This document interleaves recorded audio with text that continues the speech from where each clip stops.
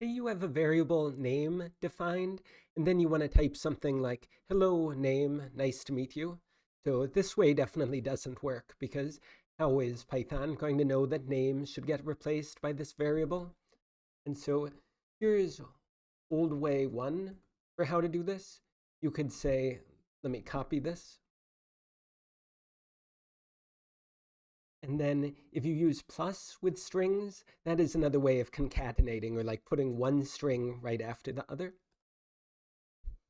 So that's one way, and that's okay. Another way that I've never liked, but you'll see often when you're reading old Python code, is the following. So let me paste again. And then I have empty curly braces here. And then at the end, I say format name. So this is saying take wherever the curly braces was and put name into it. Hey, and you can also have two of these. For example, you could have another one here, and then you could write 10. Okay, so then 10 showed up here. Okay, but let's just go back to the first one. And here is the best way to make it using f strings. So here's not quite right. So notice the name did not get replaced here. And the problem is that I didn't have an F on the outside. So you put an F or a capital F on the outside to tell Python this is going to be what's called an F string.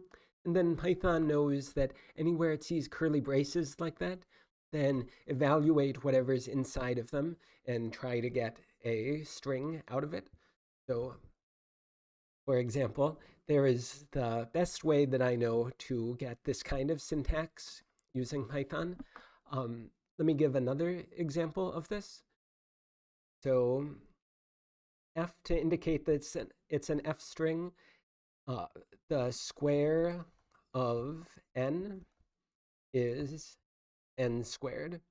Okay, and can you predict what's going to happen in this case?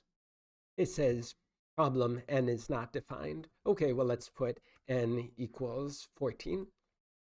Okay, then we get the square of 14 is 196. You can see that we can even have arithmetic computations in here. Maybe one more example. Let's have definition g of x equals return x cubed minus 4.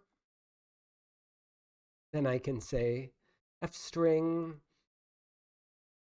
here is g of 5. Okay, and then inside here, I can write g of 5. And what you should expect to happen is that this part, well, Python is going to run that. So it's going to run 5 cubed minus 4, so 125 minus 4. So it's 121. So what should get printed is, or what should get displayed is, here is g of 5 colon space 121. So there are some examples of using f strings in Python.